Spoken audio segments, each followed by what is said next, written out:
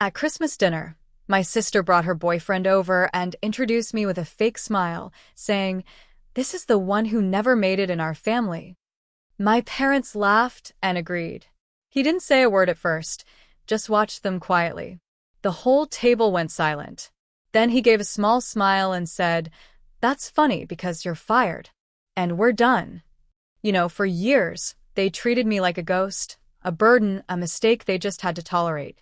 But on one shocking Christmas night, their perfect illusion shattered, and the person they called a failure became their greatest reckoning. Hi, my name is Elena Moore. Though for most of my life, that name felt more like an afterthought than an identity. Standing in that dining room on Christmas night, watching Chloe crumble under Daniel's words, something cracked open inside me. Maybe it was memory. Maybe it was the ache of every single year leading up to that exact moment. Because the truth is, what happened at that dinner table didn't start there.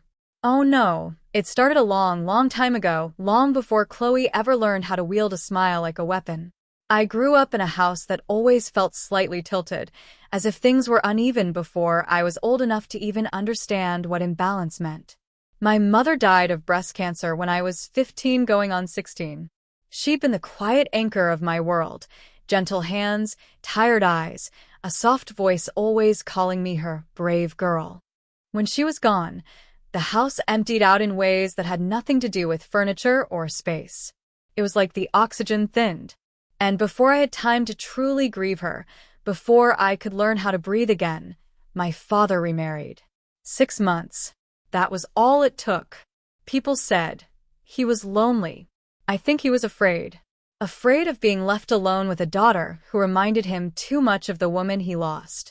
Tina came into our lives with bright lipstick, perfect hair, and a daughter who felt like she belonged on the cover of a teen magazine.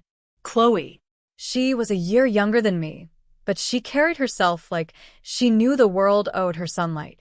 She walked into our home with new clothes, new energy, new rules, and suddenly I felt like a guest in my own childhood. When my father looked at her, something in his face softened in a way I hadn't seen since my mother was alive. When he looked at me, he mostly looked away.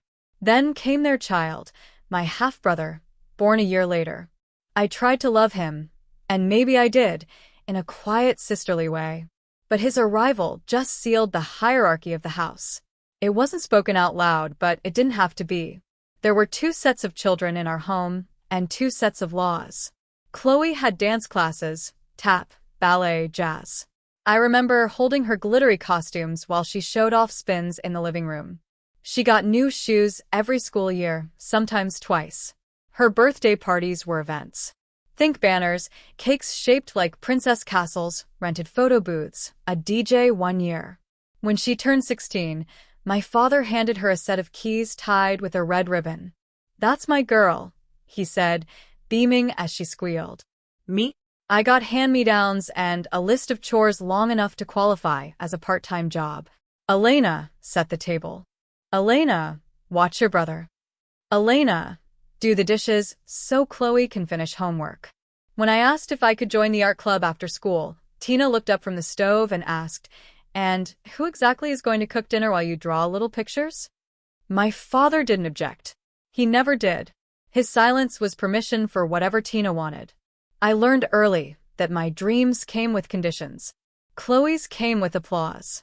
Meals were the worst reminders. Tina always served Chloe first, bigger portions, the crispier chicken skin, the chocolate frosting corner of the cake. I waited. Sometimes I ate leftovers. Sometimes I didn't eat until everyone else was done. If I even glanced at the good pieces, Tina would sigh, "Don't be greedy, Elena. You always want what someone else has." When Chloe got praise, it was almost ceremonial. "That's my girl," my father would say, the pride in his voice thick and warm. When I got anything wrong, and it didn't take much, he barely looked at me. "Can you not cause trouble? I'm tired." Trouble? Somehow, I was always the trouble, even when I did everything right. And Tina, she had a special talent for slicing me with sweetness. Whenever I cried or even looked hurt, she would sigh dramatically. "You're so sensitive. Just like your mother, always emotional. It's exhausting." She used my mother's death as a leash. Anytime I pushed back on chores, on unfairness, on anything, she'd say, "Your mother would be ashamed of this attitude." I stopped talking after a while. Silence felt safer. Looking back, I think they were embarrassed of me. Not just for who I was, but for who they decided I would be. They liked Chloe's shine. They liked the idea of a daughter who made them look good. And Chloe was perfect for that. Articulate, charming, pretty enough for people to stare, strategic enough to notice. She learned fast that she was the center of their world. And she played the part beautifully. Once I heard my father telling a neighbor, "Chloe wants to study communications. She'll do amazing. She's so talented." The neighbor asked, "And Elena?" My father shrugged. "She's still figuring things out. Not everyone is college material." I was standing right there, holding a basket of laundry, so heavy my arms shook. He didn't even lower his voice. All of it built slowly, year after year, like a story someone else wrote for me. A story where Chloe was the golden child, the star, the future. And I was the comparison point, the warning sign, the disappointment. "Why can't you be more like Chloe?" was practically a family motto. It hurts to say this now, but I believed them for a long time. I believed I was less, that I deserved less, that I should be grateful for scraps of time, of affection, of food, of approval. If someone gives you leftovers long enough, you start to think that's all you're meant for. So when Chloe called me the failure of our family at Christmas dinner, it wasn't new. It wasn't shocking. It was just the same story on a bigger stage, with better lighting and more people watching.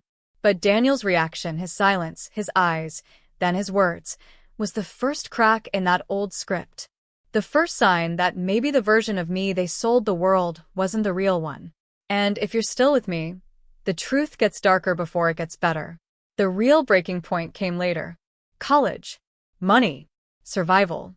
And I'll tell you exactly how the label failure was forced onto me until I almost believed it was carved into my bones. Getting into college was the first time in years I felt something close to pride.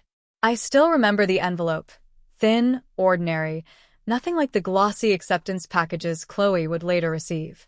But inside was a partial scholarship to a state university for a design and marketing program. It wasn't fancy.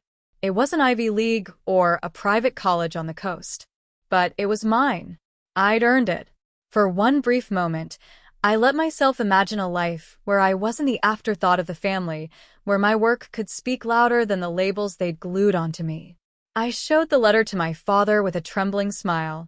He skimmed it, nodded mechanically, then placed it on the counter as if it were a grocery coupon.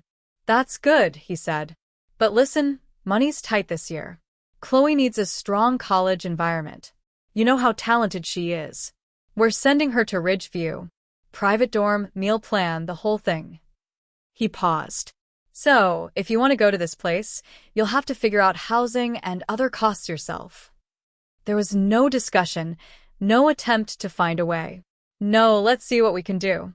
He'd already made up his mind. Chloe's dreams deserved to be funded. Mine needed to stay small enough to pay for with a loan. So, I did what I always did. I adapted. I enrolled anyway, took out what loans I could, and found a cheap place to rent a room in a shared house near a bus route. Every weekday, I sat on a bus for an hour, sometimes more. Colorado traffic made time unpredictable, watching other students hop into cars their parents bought them. Then I'd head straight to classes, scribbling notes until my wrists cramped. After that, I rushed to my part-time job at a cafe where I wiped tables, poured lattes, and forced a smile until closing. Nights blurred into a cycle of exhaustion. I'd get home around 11 p.m., start homework, and often fall asleep over my laptop. Some nights, I barely slept. My roommates partied. I studied through the noise. Winter crept into my bones. The house heater broke. I sat in layers, typing until my fingers stung. But I kept going. I believed hard work would mean something. Meanwhile, Chloe posted pictures from her dorm, spacious, modern, decorated in pastel shades. She bragged about her roommates, her journalism professors, her dining hall brunches. My father updated the neighbors with pride. "Chloe's studying marketing. She's so gifted, really going places." Tina chimed in. She's always been special. And what about me? Oh, Elena's figuring life out, they'd say dismissively. She's not really college-oriented. I once overheard Tina telling a neighbor, she doesn't have the stamina for academic pressure. Chloe was always the strong one. The neighbor said nothing, just gave me a sympathetic look as I stood there holding a garbage bag I had volunteered to take out.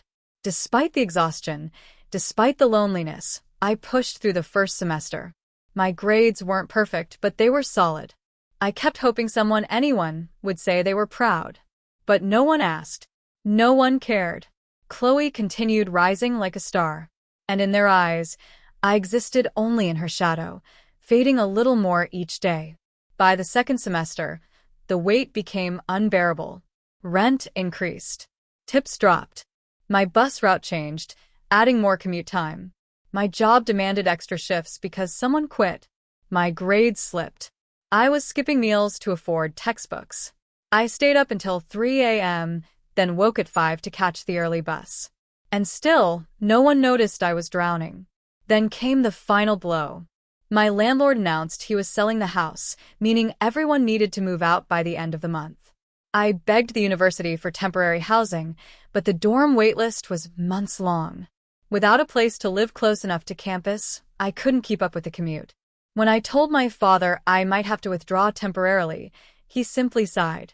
Well, Elena, sometimes college isn't for everyone. Tina added, we always knew Chloe was the academic one.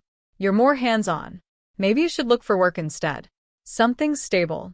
She looked at me the way someone looks at a stray dog they're trying to convince themselves not to adopt. I dropped out 2 weeks later. No one offered help. No one asked what I needed. No one even helped me pack. I stuffed my clothes and 2 notebooks into trash bags and moved into a tiny studio above a laundromat, so close to the machines I could feel them vibrating through the floor. No farewell dinner. No, we're proud you tried. No comfort. Just silence. The night I moved in, Chloe texted me. Well, guess you're on your own now. Try not to screw it up this time. I stared at the message for a long time. Then I turned off my phone and sat on the edge of the creaking bed, listening to the hum of washing machines beneath. Me. A part of me wanted to cry, but the tears wouldn't come. It was as if I'd cried too many times already and run out. That was when the label finally stuck. Failure. Not because I failed, but because they needed me to fail to keep the family story intact. Chloe the star. Me the cautionary tale. But life has a way of twisting when you least expect it. I didn't know it then, sitting in that cramped studio with nothing but my determination left, that the very place where I felt most broken would become the birthplace of a version of myself even my family couldn't imagine. And the path to that transformation was harder, lonelier, and more unexpected than anything I had lived through up to that point. The studio above the laundromat wasn't much. Peeling paint, a single window that rattled when the wind hit it, and a floor that shook every time someone downstairs overloaded a washing machine. But it was the first place in my life that was truly mine. No Tina knocking on the door demanding chores. No Chloe tossing her hair and reminding me she was the star. No father looking past me as if I took up too much air. Just me. A wobbly desk I found on Craigslist. A secondhand laptop that overheated if I opened more than 3 tabs. And a determination that felt equal parts fragile and ferocious. My first clients weren't glamorous, not even close. A gas station owner who wanted a nicer sign. A small diner whose Instagram page had 3 blurry photos. A nail salon needing flyers. I charged almost nothing at first. $40 for a logo, $75 for a simple website mock-up. I underpriced myself because I didn't know any better, and because in some deep part of me, I still believed I wasn't worth more. But every project mattered. Every dollar mattered. I couldn't afford to fail. Days blurred into long cycles of work. I'd go down the street to serve tables at a Vietnamese restaurant for extra income, then rush home to design until 2 or 3 in the morning. My back ached from hunching over my laptop. My eyes burned. My stomach lived on instant ramen and discount soup cans. I slept in short bursts, always with the glow of my computer screen still drifting in my mind. But something strange happened during those late nights. I got good. Really good. I devoured free online courses: UX, UI design, digital marketing strategy, SEO fundamentals, branding psychology, campaign planning.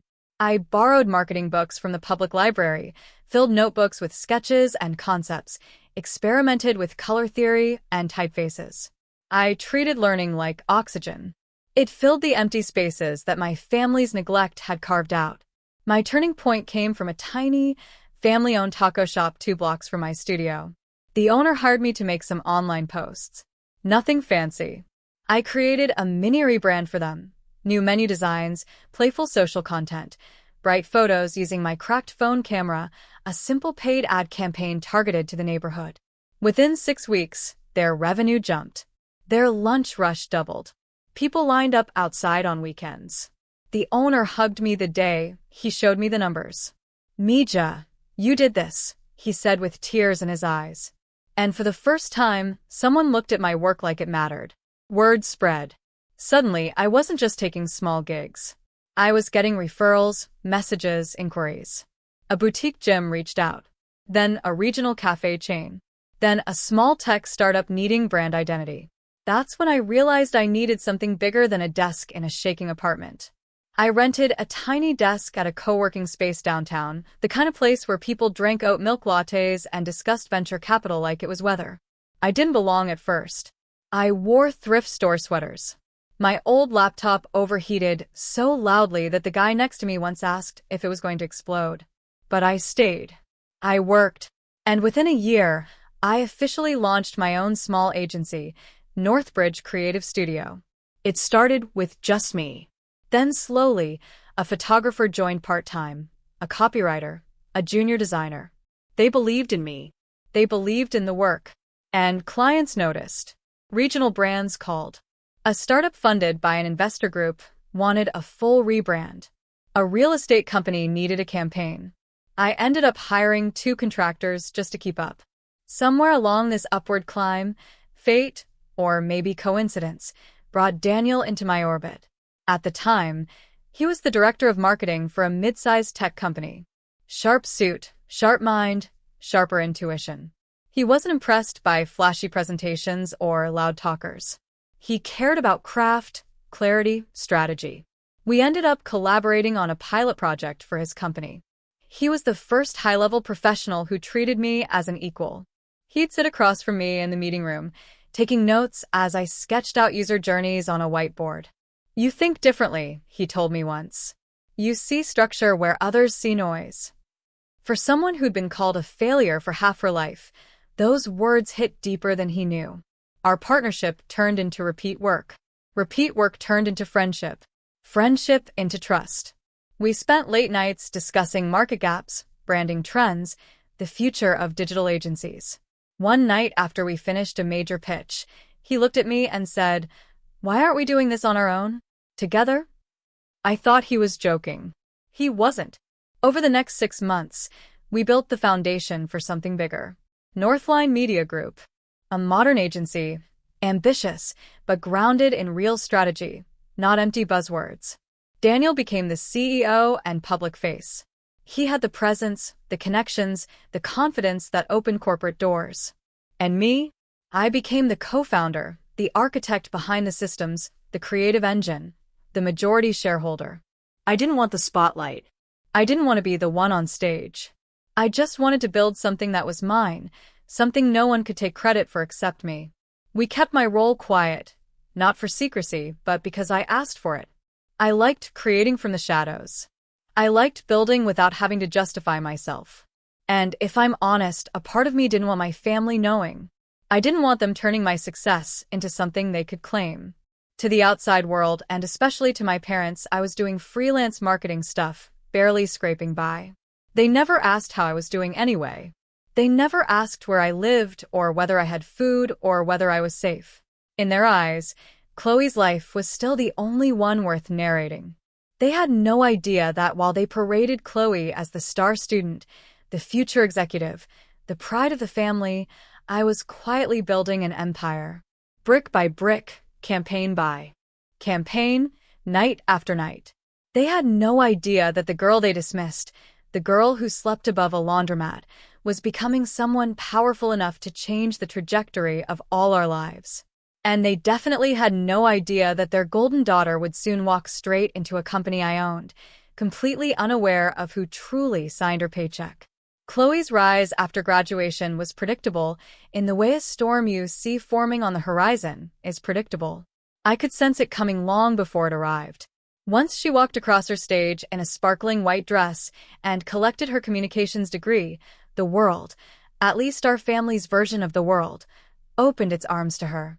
My father boasted to every neighbor within a 5-house radius that Chloe was destined for greatness. Tina arranged celebratory dinners, posted filtered photos online with captions like, "So proud of our shining star." And me? I watched from a distance, quietly paying my staff, closing new contracts, and building Northline Media with Daniel, one milestone at a time. My success was deliberately invisible to them. Not because I was hiding out of fear, but because I didn't owe them my story anymore. Chloe got her foot in the door at our company through someone she'd met at an alumni networking event, a senior producer who thought she had potential. Daniel, not yet knowing she was my stepsister, interviewed her. He told me later that she came across as polished, ambitious, and eager to prove herself. "She has charm," he said during our weekly strategy meeting. "A little too rehearsed, maybe, but she could grow." My chest tightened for a moment, but I kept my expression neutral. I didn't mention Chloe. I didn't say she'd once called me a leech for borrowing her hair straightener, or that she'd spent years performing confidence while crushing mine. Instead, I simply asked, "Do you think she fits the team?" Daniel nodded. "I think she could be a good content producer with the right guidance." And just like that, Chloe walked straight into my company. Her first day at Northline was almost cinematic. She arrived in a beige trench coat, heels clicking confidently through the lobby, holding a branded notebook she bought specifically to look professional. She took selfies in the elevator mirrors. She posted on her stories, "Day 1 at Northline Media. Hard work pays off." I watched the notification from my secret burner Instagram. Yes, I kept one only to keep tabs on things that might affect the company, and let out a quiet, ironic laugh. She had no idea that the agency she bragged about being hired into existed because I had once designed logos until my fingers cramped in a cramped studio above washing machines.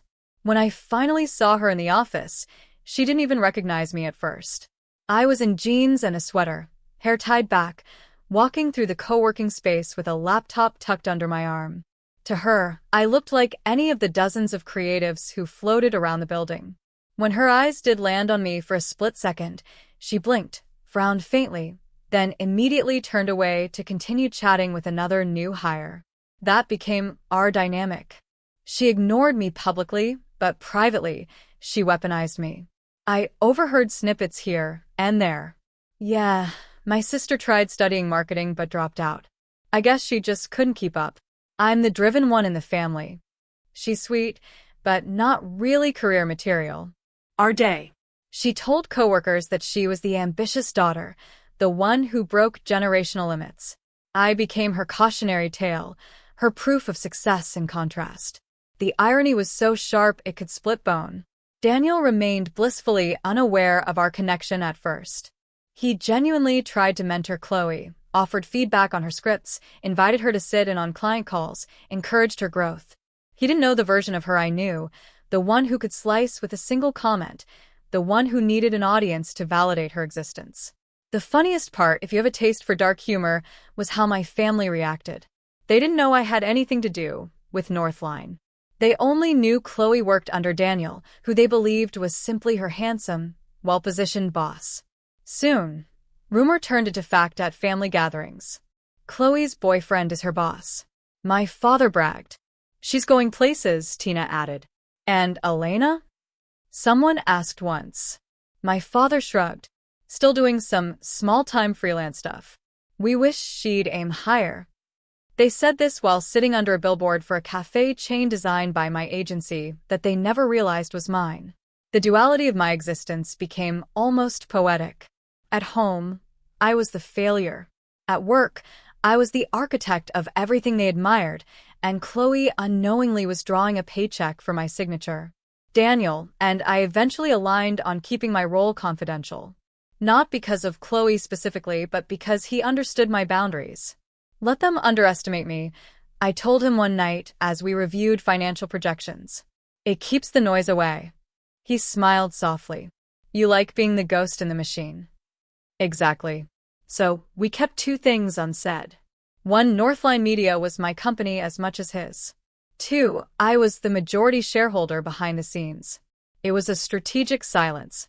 A weapon, really. Information is one of the most powerful tools in the world, and withholding it from the people who had underestimated me my entire life felt not like revenge, but like reclaiming a truth they had buried. Chloe had no idea the stage she was walking onto. She didn't know whose work she was presenting. She didn't know who reviewed the monthly revenue reports. She didn't know who approved hiring budgets. She didn't know that the ghost in the machine could see her metrics, her projects, her performance logs, every mistake she tried to disguise with charm. She certainly didn't know that one day her ambition would collide directly with my patience, and that collision would become the explosion that unraveled everything. But at that moment, watching her pose at the office coffee bar and flirt her way through introductions, I stayed silent. There was no reason to intervene. Not yet. Because the thing about storms is they don't destroy instantly. They gather pressure. They spiral. They build. And Chloe had just stepped into the eye of one she created herself. It happened on a Tuesday morning. The kind of morning where the sky was gray, the office was quiet, and nothing seemed important enough to prepare me for the punch that was coming. I was reviewing wireframes for a new client when my phone buzzed with a LinkedIn notification. Normally, I ignored them, but the preview caught my eye. So proud to have led this campaign. And there it was, Chloe's face, smiling confidently beneath the Northline logo, announcing a brand new marketing campaign she had supposedly developed from scratch. My stomach tightened. I clicked the post. The tagline, the visual direction, the emotional hook, even the color palette. Every piece of it was identical to the concept document I had drafted weeks earlier and shared only with Daniel for an internal proposal. It wasn't just similar, it was mine, word for word in some parts. She didn't even bother changing the structure of the pitch deck she used in her video. At first, I felt confusion, then disbelief, then a cold, sinking clarity. She had taken my work, not by accident, not by coincidence. She had gone into our internal folders I built, structured and protected, and stolen an entire campaign as if it were a pair of earrings she could slip into her purse. A message popped up on my screen before I could even process my anger. It was from a young intern on the content strategy team, a kind, shy kid who reminded me a little of my younger self. Hey, I'm not sure if I should be telling you this, the message began, but something weird happened yesterday. What followed made my fingers go numb. He told me Chloe had bragged in the break room, loudly, that her pathetic sister once tried to pitch a similar idea but never followed through. So she decided to fix it and make it actually usable. She laughed about it, mocked my supposed failure, said I'd never amount to anything. And the room full of junior staff listened, taking her words as gospel because they didn't know I was the actual architect behind half the systems they use daily. Then came the part that made my vision blur. The intern had witnessed Chloe accessing the shared drive, downloading my original concept, scrubbing the metadata, renaming the file, and uploading her version. She even deleted traces of the original draft from one folder. Not enough to erase the trail completely, but enough to make it seem like she authored the idea. My throat tightened. It wasn't just theft. It was a calculated erasure. When Daniel saw her post later that morning, he walked into my office slowly, holding his tablet like it had turned into something toxic. Elena, he said, his voice carefully neutral. Can we talk? I expected him to ask whether we should congratulate Chloe publicly, or whether I had worked with her on the idea. Instead, he asked, Did you authorize this? I shook my head. Daniel exhaled long and heavy. I didn't think so. Something about her presentation felt off. Then he lowered his voice. You deserve credit for this, but it wasn't just that. It wasn't the first sign, he noticed. Over the next several days, Internal complaints began trickling to his desk. Chloe had been using her newfound visibility to throw her weight around, criticizing other designers, undermining analysts, pushing sloppy ideas, then blaming interns when they failed. And buried within those reports were conversations she had started about a washed-up designer in the industry who never made it past entry level because she lacked ambition. She used my life as a warning story to other women in meetings. She talked about me as though I were someone to pity, someone to avoid becoming. And she did it while benefiting from my work. Once during a product meeting, she even told a room full of coworkers, "Honestly, if you don't want to end up like my sister, job hopping, no real career, take initiative. Don't wait for handouts." Hearing that secondhand was like being slapped in a dark room where no one knew I was present. I realized something deeply painful then. My family's cruelty hadn't just wounded me. It had shaped her. She grew up believing she was superior because the household taught her that I was the example of failure. So stealing from me wasn't immoral to her. It was natural. It was justified. It was what she believed she deserved.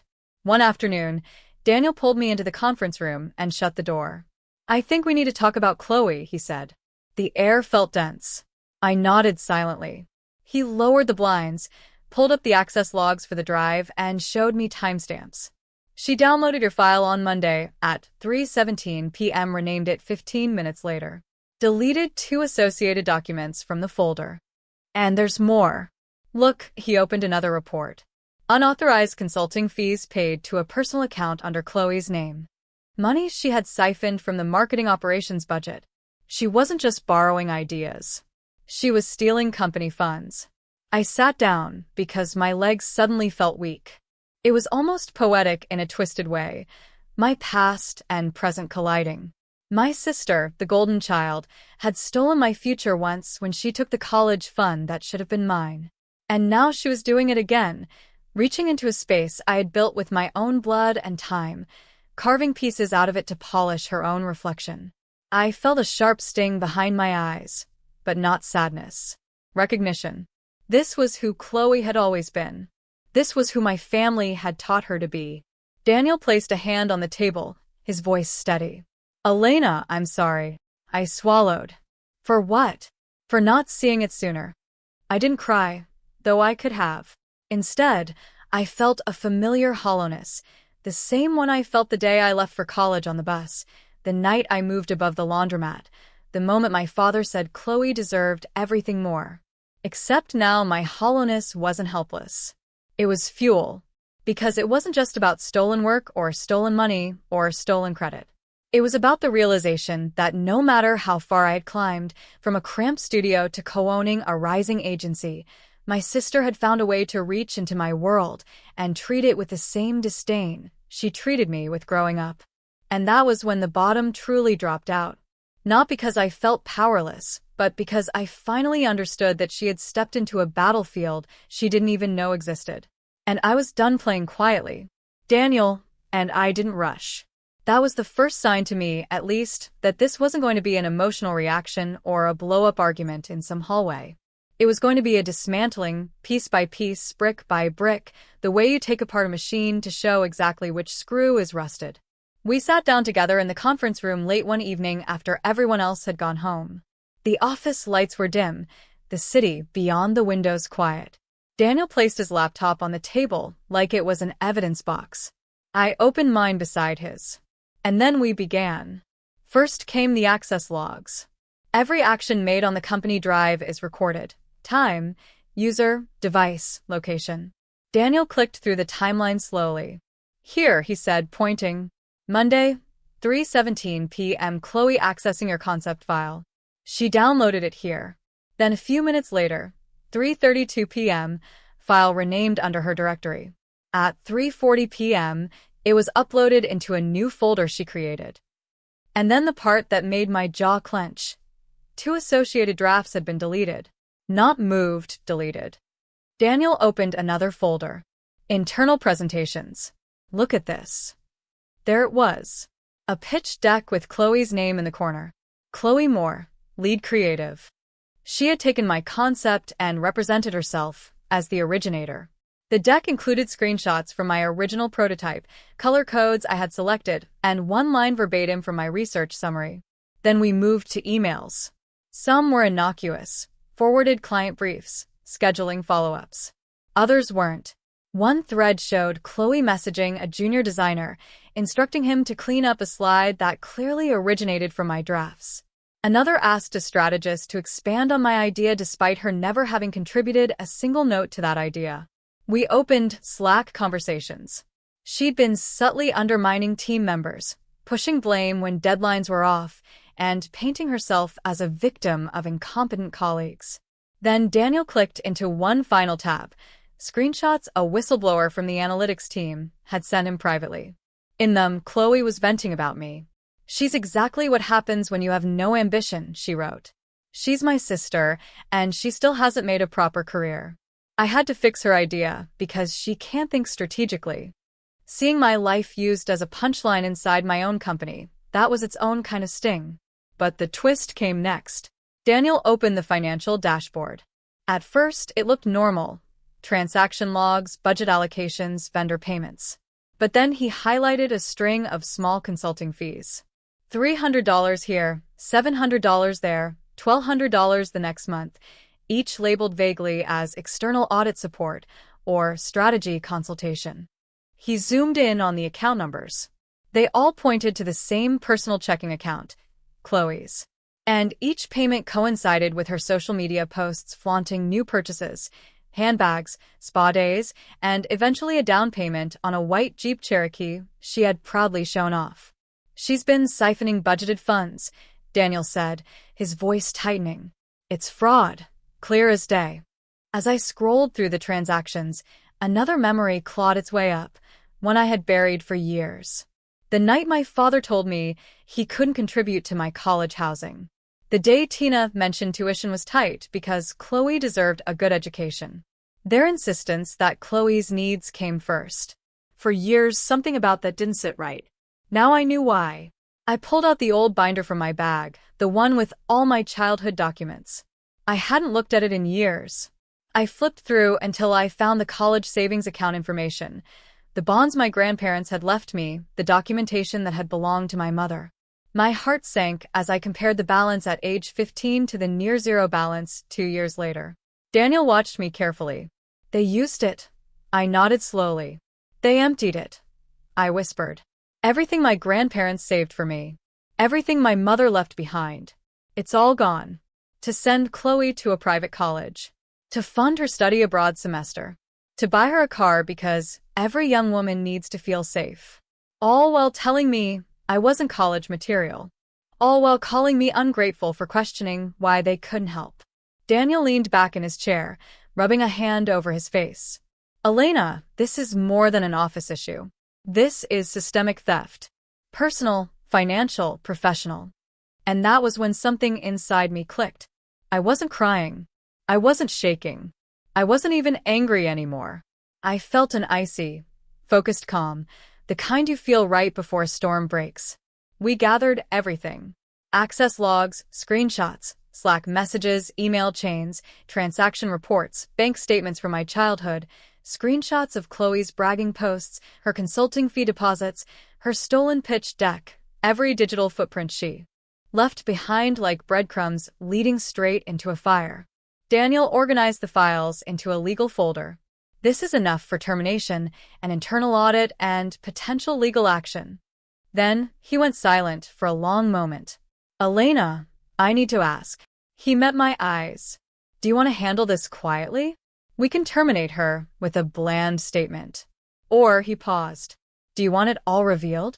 No filters, no softening. Real consequences." There it was.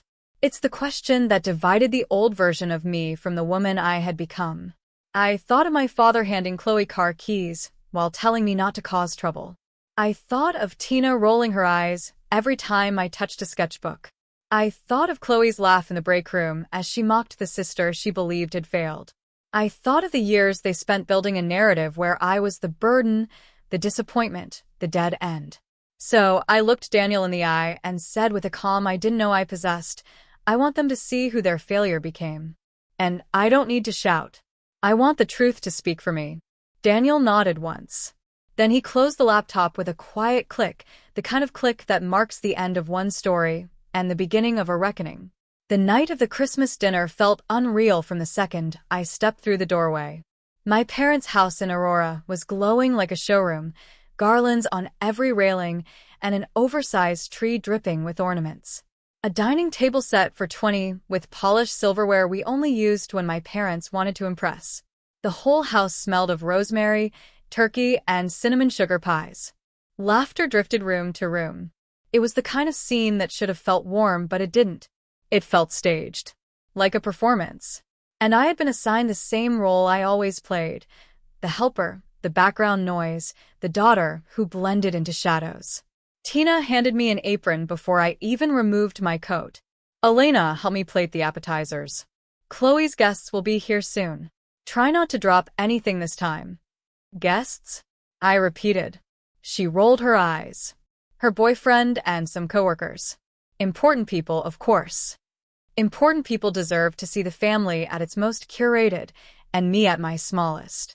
I slipped into my usual position, standing at the edge of the kitchen, arranging trays, passing dishes, being invisible. My father walked by twice without acknowledging me. My brother asked where to find extra napkins, not how I'd been. To them, I wasn't a guest. I wasn't even family. I was labor. Then Chloe arrived. Gold dress, perfect curls, lips glossy red. She glowed with the confidence of someone who'd never been told no in her life. And behind her, holding a bottle of wine and wearing a crisp navy coat, was Daniel. My breath caught for a split second, not because of him, but because of the way Chloe clung to his arm like a trophy she'd won. Everyone, she announced dramatically, stepping into the living room as if stepping onto a stage. This is Daniel, CEO of Northline Media. My boyfriend. My father cheered. My aunt clapped. A cousin whistled. Tina pressed a hand to her chest like she was watching a royal wedding. I stayed where I was, half hidden by a stack of plates, trying not to exist too loudly. Chloe launched into her performance. Daniel is brilliant. You should see the influence he has at work. I've been learning so much under him. I'm basically his right hand now. I watched Daniel's face, calm, polite, eyes scanning the room with that quiet sharpness he always had when pieces didn't fit. Then it happened. Of course it did. Chloe always needed her finale. She grabbed Daniel's hand and pulled him toward me. I straightened instinctively, wiping my palms on my jeans. This, Chloe said loudly, pointing at me as if introducing a prop, is my sister, the failure of our family. The room erupted. Laughter. Sharp. Careless. Cruel. My father nodded in agreement. She never could keep up with Chloe, he said proudly, as if he were complimenting his own parenting. Tina added, we love her, but she's lost. Someone snickered. At least Chloe's the successful one. It was a familiar sting, but still, it hit. Every cruelty from childhood condensed into one moment under bright Christmas lights. I braced myself for Daniel's polite smile, or his uncomfortable laugh, or his attempt to smooth over the awkwardness. But he didn't do any of those things. He went still. Absolutely still. He looked at Chloe, then at my father, then at Tina, then finally at me.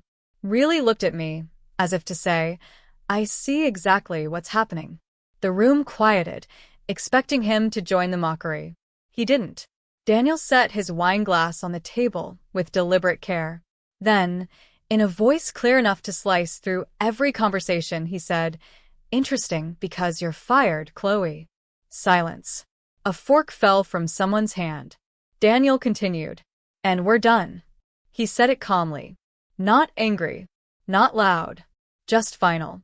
The way a door closes when it's never opening again. Chloe's smile collapsed. What? What?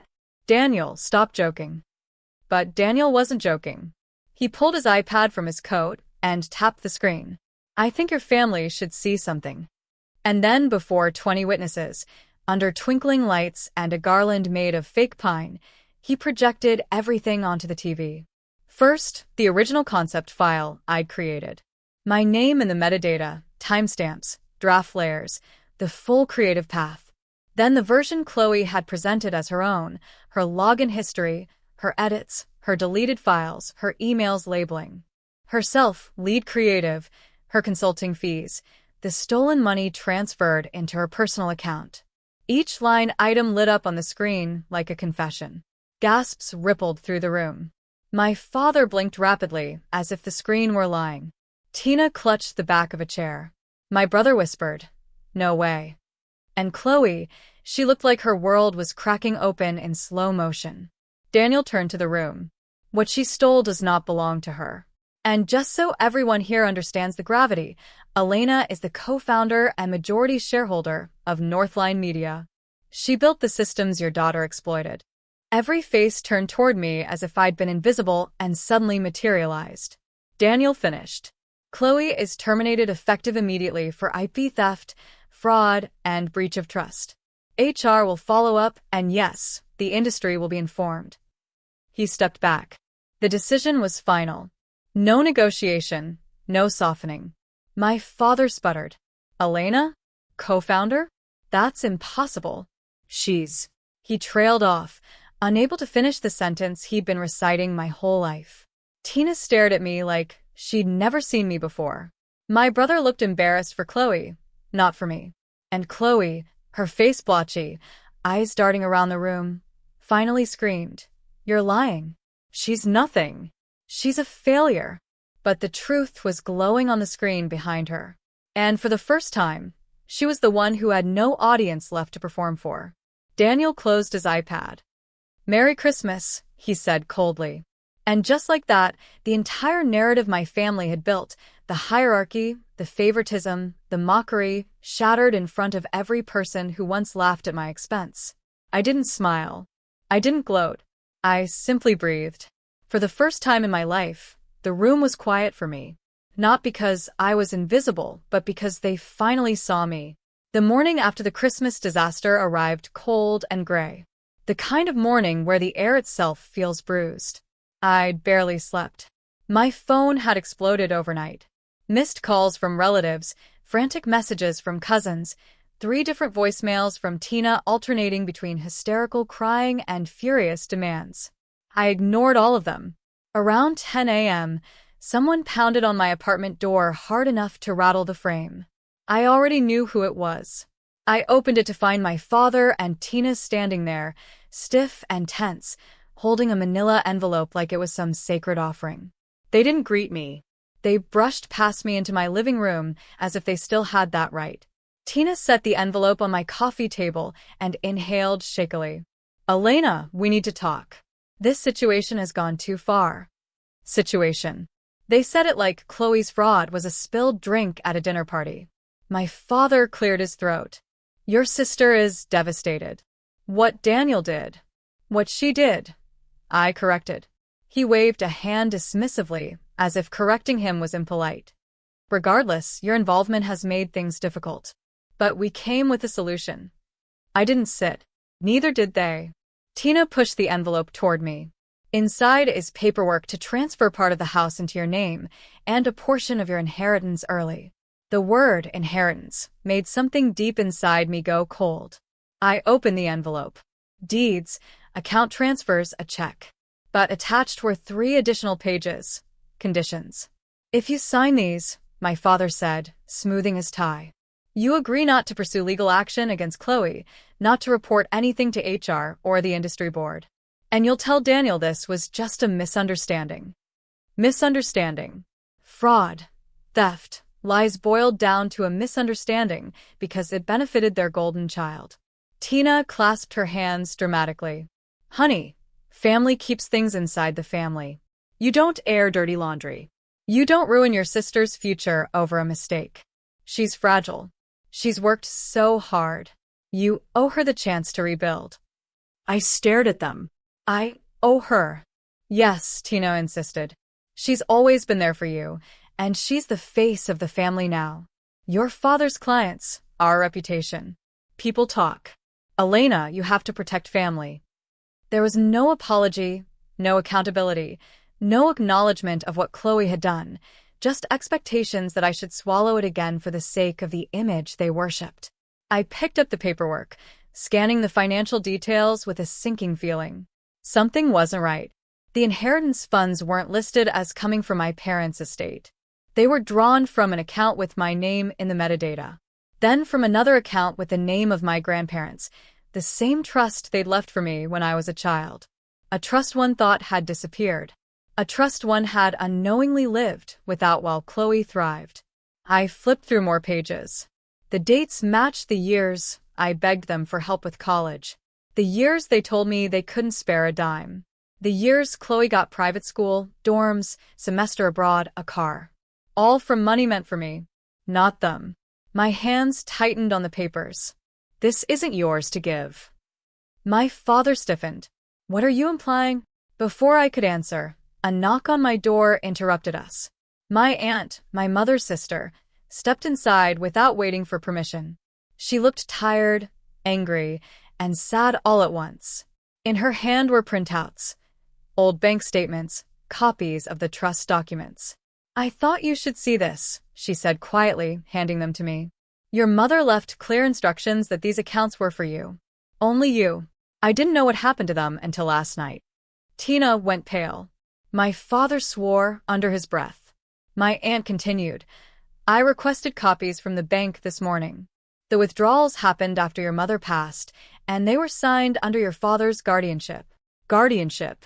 The legal right to manage my accounts. They had used it to drain everything meant for me to build Chloe's future. For years, I thought I was simply unlucky. For years, I thought maybe I wasn't worth investing in. For years, I believed them when they said they couldn't help me through school. But the truth was so much worse. Tina regained her voice first. Elena, honey, you're blowing this out of proportion. We needed that money for Chloe. She had promise. She had potential. And look, we're offering some of it back now. I laughed, not because it was funny, but because it was unbelievable. So, let me get this straight, I said slowly. For years, you told everyone I failed because I wasn't good enough. You told me I wasn't college material. You let me struggle, work double shifts, ride buses in the snow while you spent my savings to make Chloe look like the family success story. Neither of them answered. Their silence was finally honest. I held up the papers. You call me a failure, but you built your entire star daughter on money you stole from the one you said would never be anything. Tell me, how does that work? How do you steal from a failure to build a masterpiece? My father's expression twisted. If you tell anyone about this, Elena, you'll ruin this family. We'll have no choice but to tell them our side, the truth about how ungrateful you've always been. We can make sure they know what you really are. There it was. The threat, the manipulation, the final card they always played. I took the documents, tore them in half, then tore them again, small, deliberate pieces falling like confetti onto the floor. No deal, I said softly. Not now. Not ever. Tina gasped. Do you realize what you're throwing away? I nodded. Yes. Your control. My father pointed a shaking finger at me. You'll regret this. I stepped back from them, the old fear gone, replaced by something steadier than anger. Clarity. No, I said, for the first time in my life. I won't. And then I opened the door, letting the cold winter air cut through the room like truth itself. Leave. They did. Faces tight, voices cracking, the illusion finally crumbling around them. And as the door clicked shut behind them, I knew something with absolute certainty. They weren't here to fix anything. They were here to preserve Chloe's world. The world they built by stealing mine. The smear campaign started faster than I expected, faster than any apology, any acknowledgement, any attempt for my family to face what they'd done. Less than 24 hours after I tore up the papers in my living room, Chloe went silent across all her public accounts. Then, like a switch had been flipped, a wave of anonymous posts began spreading online. At first, it was subtle. A vague comment in a local marketing Facebook group about a toxic female co-founder sabotaging her own sister. Then a Reddit thread claiming someone in Denver's creative community was mentally unstable, jealous, and known for stealing ideas. They never used my name, but the breadcrumbs were intentional, just specific enough that people in our industry would guess. Then an anonymous LinkedIn account tagged two of our clients with a long paragraph accusing me of plagiarizing Chloe's work, framing her, and emotionally manipulating the CEO for personal gain. I didn't need detective skills to know who wrote it. The voice, the tone, the choice of words. It was Chloe wearing a paper-thin mask. Within hours, she escalated. Posts appeared on a marketing gossip forum. Tweets from burner accounts calling me a failure who finally snapped. Comments under Northline's ads asking if the company was still letting IP thieves run things. But the part that surprised me wasn't Chloe. It was my parents. They began sending messages to the extended family, texts, voice memos, even a family-wide group email titled The Truth About Elena. In it, my father claimed I had always been envious, that I destroyed Chloe's career out of spite, and that I was unstable and needed help. Tina added her signature dramatic flair. We tried for years to support Elena, but she has always rejected love. Please pray for her. They were rewriting history, turning my boundaries into betrayal, my silence into villainy. I'd like to say it didn't affect me, that I was unshakable by then. But the truth is, watching your own family weaponize their narrative against you is a special kind of heartbreak. A few clients reached out, politely but cautiously.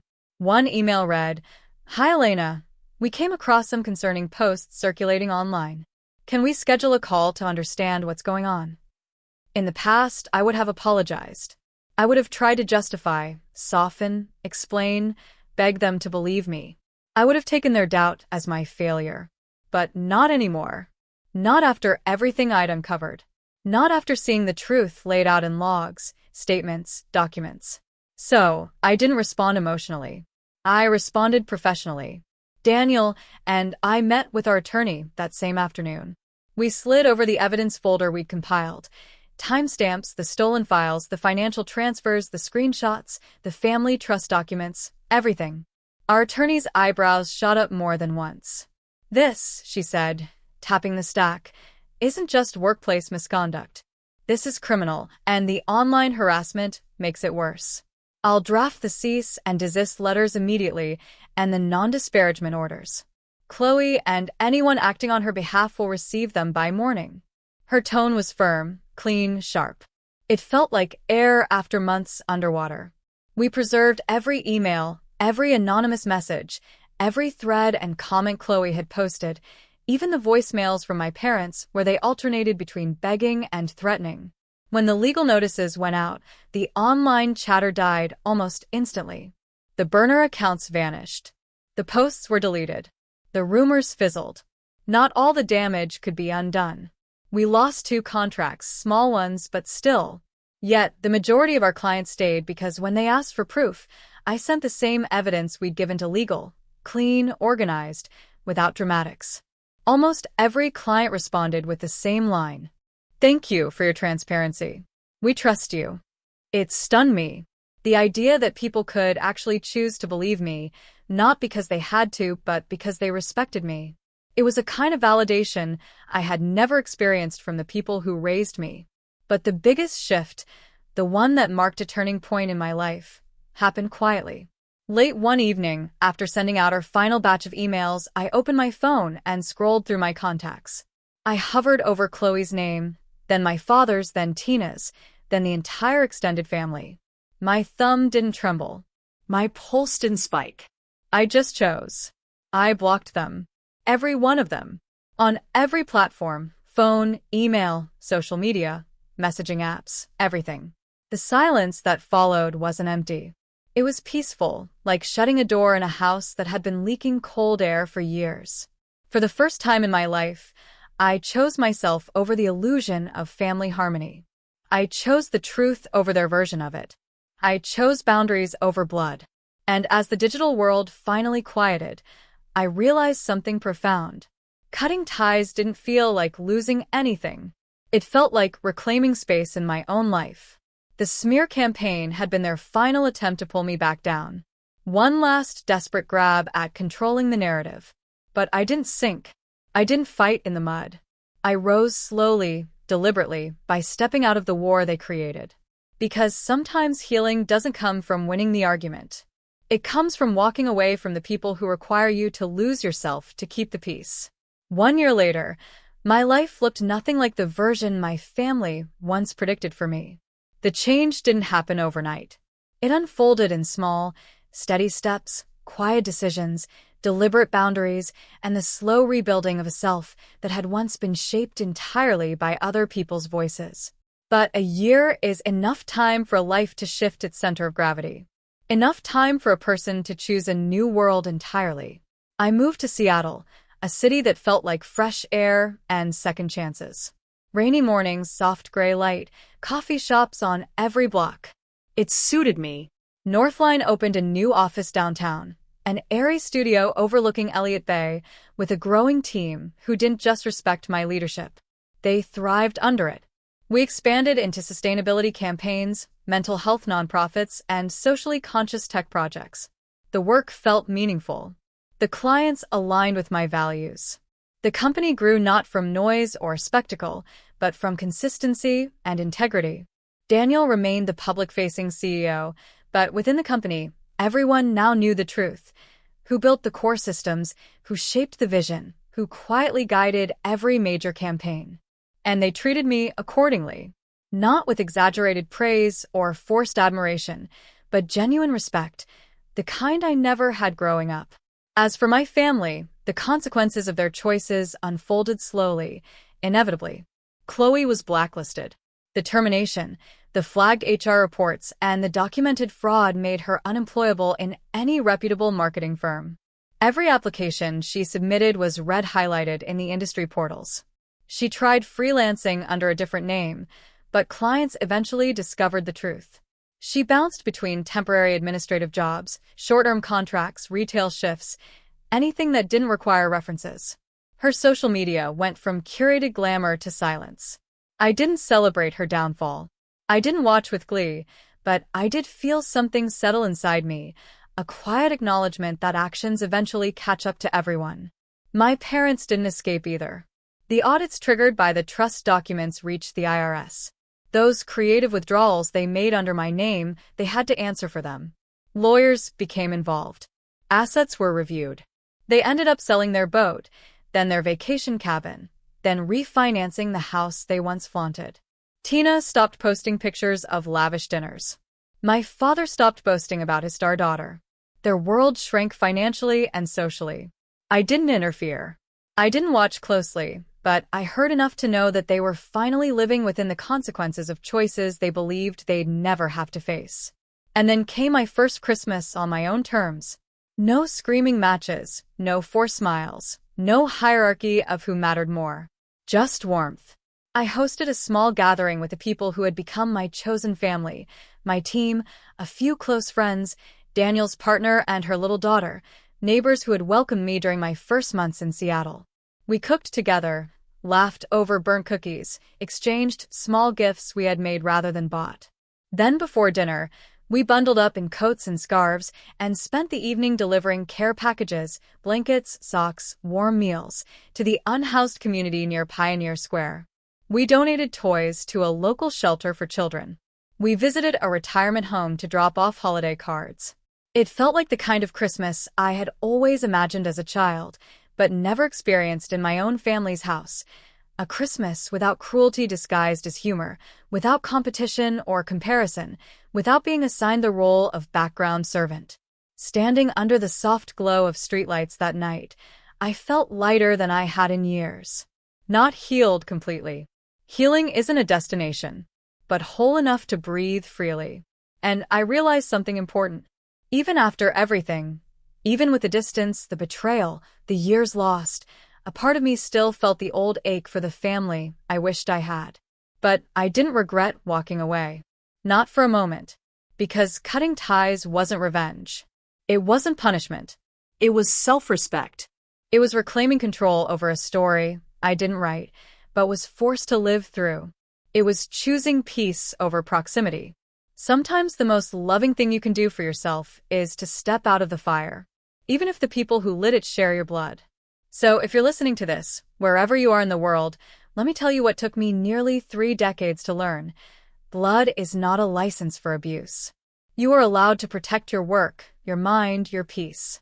You are allowed to walk away from people who only love the version of you that serves their story. And if your family has ever used you as the scapegoat, the shadow, the footnote to make someone else shine, you do not have to stay in that role. You can step out. You can choose again. We don't get to pick the family we are born into, but we absolutely get to choose the family we build. And I'd love to know something if you're comfortable sharing. Where are you listening to this story from? Because somehow I have a feeling that out there, in places I've never been, someone else is quietly learning to choose themselves. Toot, if my story resonated with you, if you've ever felt that gut-wrenching choice between loyalty and your own integrity, then you know this feeling. You're not alone. I want to hear your story too. Share it in the comments below, or just let me know what part hit you the hardest. If you believe in standing up for what's right, even when it's terrifying, please give this video a big thumbs up. Subscribe to join this community, where we talk about finding our strength, and hit that notification bell so you don't miss what's next. Your support helps amplify these vital conversations. Thank you for listening.